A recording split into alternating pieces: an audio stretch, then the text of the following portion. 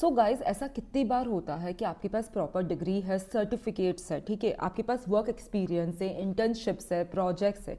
So basically जो भी एक जॉब की रिक्वायरमेंट है ना, जॉब जेडी की, वो सब कुछ है आपके पास। उसके बाद भी आपका रिज्यूमे शॉर्टलिस्ट ही नहीं हो रहा है, राइट। आई एम 100% श्योर कि आप सब ने ये वाला फेस करा ही होगा या अभी भी ये सब फेस कर रहे होंगे, राइट। तो उसके पीछे नंबर 1 रीज़न है कि आपका रिज्यूमे एटीएस कंप्लायंट नहीं है। सो गाइज आज इस वीडियो में हम लोग डिस्कस करेंगे, समझेंगे डिटेल में कि एटीएस कंप्लायंट क्या होता है और कैसे आप अपने रिज्यूमे को एटीएस कंप्लायंट बना सकते हो। So make sure you watch this video till the end. और ये वीडियो सबके लिए एप्लीकेबल है, चाहे आप फ्रेशर हो या वर्किंग एक्सपीरियंस प्रोफेशनल्स हो। ओके, सो गाइज सबसे पहले ये समझते हैं कि एटीएस होता क्या है। So it's an applicant tracking system जो कंपनीज यूज करती है, जिससे वो रिज्यूमे को शॉर्टलिस्ट कर सकते हैं, राइट। सो आप ये समझिए, एक जॉब एप्लीकेशंस में, ठीक है, अगर एक वैकेंसीज है उसके अगेंस्ट बहुत सारे लोग अप्लाई करते रहते हैं। सो आप ये समझिए कि अगर एक जॉब वैकेंसी और 1000 लोगों ने अप्लाई कर लिया है तो एचआर के लिए मैनुअली ये स्कैन करना प्रैक्टिकल ही नहीं होता। इसलिए एज ऑफ नाउ काफ़ी कंपनीज ने काफ़ी कंपनीज ने एटीएस सॉफ्टवेयर, इसलिए काफ़ी कंपनीज जो होती है ना वो एटीएस का यूज़ करती है, जिससे इनिशियल स्क्रीनिंग हो जाती है और एचआर का जो काम है, वर्कलोड है, वो थोड़ा कम हो जाता है। It is just a system, it is just a software. It means अगर आपका रिज्यूमे एटीएस फ्रेंडली नहीं होगा, चाहे आप जितने भी क्वालिफाइड हो जाओ, आपका जो सॉफ्टवेयर ही ऑटो रिजेक्ट कर लेगी आपकी एप्लीकेशन और ये फर्दर स्कैनिंग के लिए नहीं जाएगा। बट अगर आप फिर भी लेस क्वालिफाइड हो बट आपका जो रिज्यूमे है वो एटीएस कंप्लायंट है, तो ये जो सॉफ्टवेयर है ये आपका रिज्यूमे फर्दर भेज देगा एचआर को, right. So that is why guys as of now आपके पास कोई ऑप्शन ही नहीं है। We have to make our resumes as per ATS. So guys काफ़ी प्रोफेशनल्स ये सारी मिस्टेक करते हैं, जिसके कारण उनका रिज्यूमे एटीएस कंप्लायंट नहीं होता है। जैसे कि 2 से 3 कॉलम्स यूज़ करना, जो एटीएस कंप्लायंट रिज्यूमे होता है ना, तो सिर्फ एक सिंगल कॉलम होता है, ठीक है। फैंसी फॉन्ट यूज़ करना, ग्राफिक्स यूज़ करना, फोटो यूज़ करना। तो अगर आप ये सब यूज़ करते हो तो आपका जो एटीएस सॉफ्टवेयर है गाइज, वो आपका रिज्यूमे रीड ही नहीं कर पाएगा। सो दैट इज़ वाई आपको अपना रिज्यूमे एकदम सिंपल बनाना है with the simple fonts. Now guys let's understand कि एक एटीएस कंप्लायंट रिज्यूमे का फॉर्मेट क्या होता है। तो सबसे पहले आपका नेम आएगा, आपकी पर्सनल डिटेल्स आएगी, उसके बाद प्रोफेशनल समरी आएगी, ठीक है, उसके बाद आपके स्किल्स आएगी, देन आपका एक्सपीरियंस, आपके प्रोजेक्ट्स, उसके बाद एजुकेशन। और अगर आप फ्रेशर हो तो एजुकेशन आएगा एक्सपीरियंस से पहले, अगर आप एक्सपीरियंस्ड हो तो एजुकेशन आएगा एक्सपीरियंस के बाद।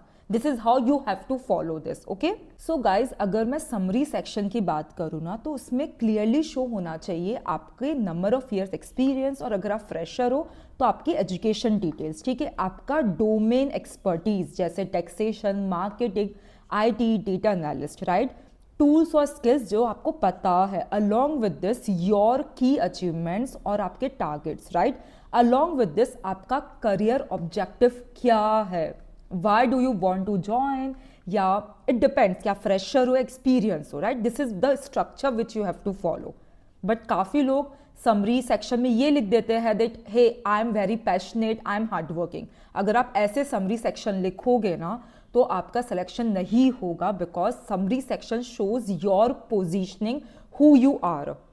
अगर रिक्रूटर को पूरा रिज्यूमे पढ़ने का टाइम नहीं मिलेगा तो समरी सेक्शन इतना सफिशिएंट होना चाहिए जिसको पढ़कर ये समझ आ जाए कि आप हो कौन और आपकी क्या स्किल सेट, आपकी क्या अचीवमेंट्स है। Now let's talk about the skill section. इसमें ना काफ़ी लोग ये मिस्टेक करते हैं, वो क्या करते हैं, जैसे एमएस एक्सेल 4 स्टार्स दे देते। तो गाइस सबसे इंपॉर्टेंट है, आपको कुछ भी ग्राफिक्स और ये सब यूज़ नहीं करने हैं, this is not ATS compliant, ठीक है।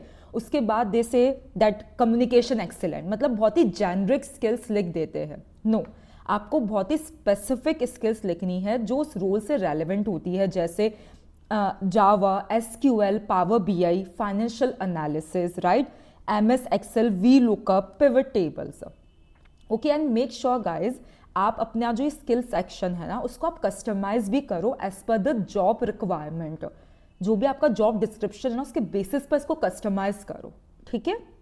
Now guys let me tell you 90% लोग ये मिस्टेक करते हैं। उनको ऐसा लगता है कि अगर उनके पास एक बार ATS कंप्लाइंट उनको रिज्यूमे फॉर्मेट मिल जाएगा तो उनकी लाइफ सॉर्टेड हो जाएगी। नहीं, ऐसे वर्क नहीं होता है। आपको समझना पड़ेगा कि कीवर्ड को कैसे अलाइन करे, जॉब डिस्क्रिप्शन को कैसे रीड करे, ATS के पीछे का क्या लॉजिक है, right.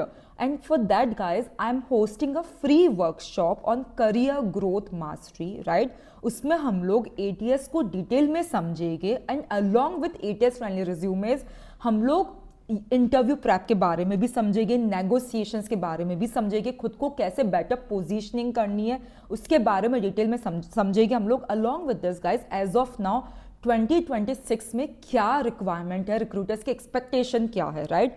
So if you are serious about your career, then I request all of you to register for a free workshop. It is for everybody, whether you are a fresher or a working professional or you are into a career gap or career transition. And guys, इस workshop का link आपको description में मिल जाएगा, so make sure you check it and register right now. Now guys, coming back to our video, हमने अभी तक discuss करा है about summary section, right, about skill section. Now let's talk about experience section और project section, जिसमें काफ़ी लोग mistake करते हैं, राइट। उनका जो एक्सपीरियंस सेक्शन है वो ऐसा होता है जैसे I worked in account department. So guys you have to understand one thing, this is your duty, it was expected out of your job role, right.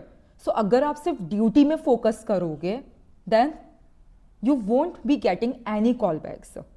आपको आपके अचीवमेंट्स में फोकस करना है, आपने क्या इम्पैक्ट क्रिएट करा है उसमें फोकस करना है। For example, I handle GST returns, reconciled invoices and assistant in monthly closing for 50+ clients.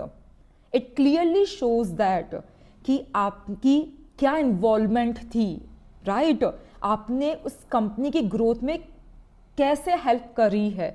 So that is why it is important to update your experience sections.